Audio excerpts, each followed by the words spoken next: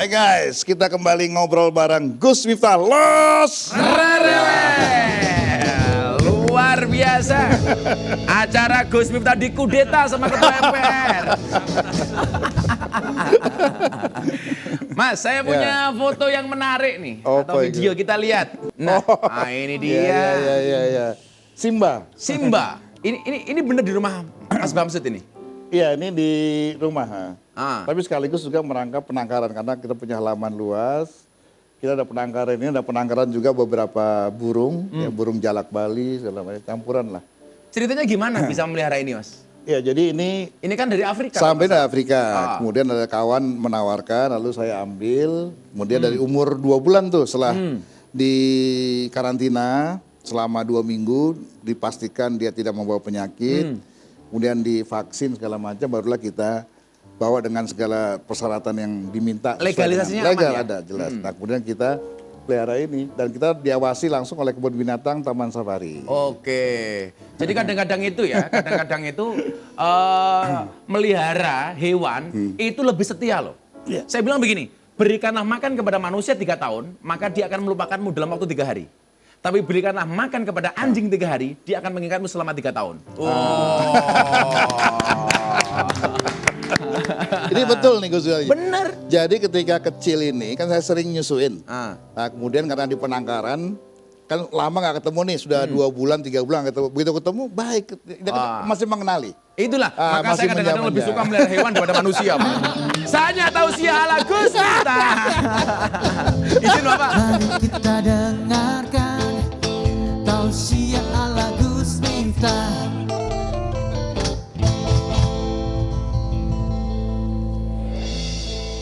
Saya akan tausiah tentang pemimpin yang amanah. Ada cerita nih, ada bus anggota DPR, isinya anggota DPR, lagi jalan-jalan.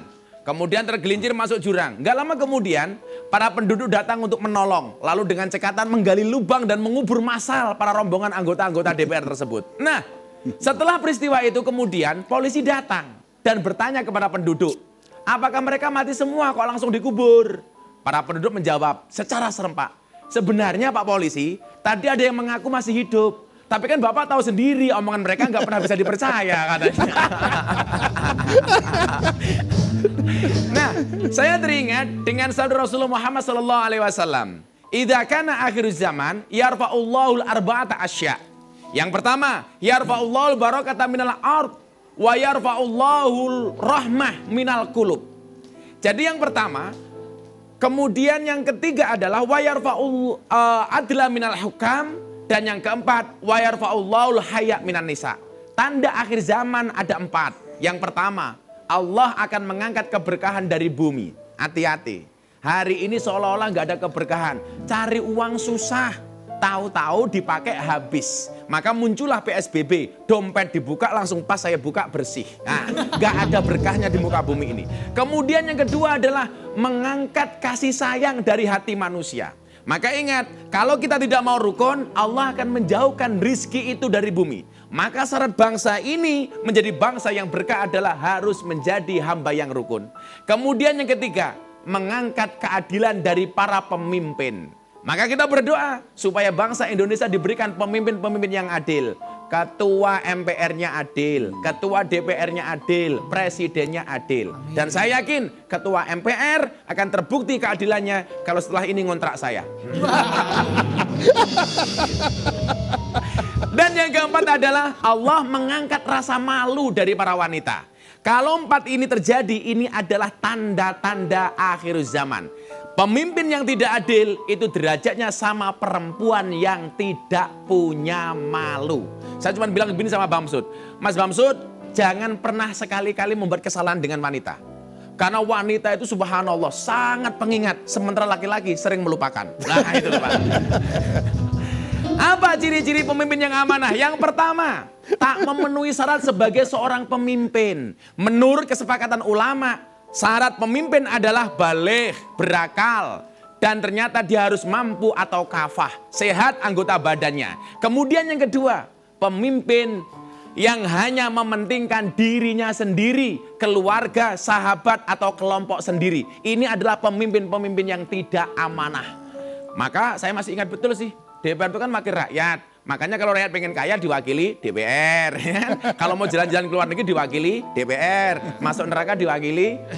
Bukan ngarang aja sendiri kok DPR gimana. Tapi insya Allah ketua MPR-nya Pak Bamsud insya Allah amanah lah. Ya, ya kalau ada kontrak. Ketiga, pemimpin yang berbuat sewenang-wenang atau khianat.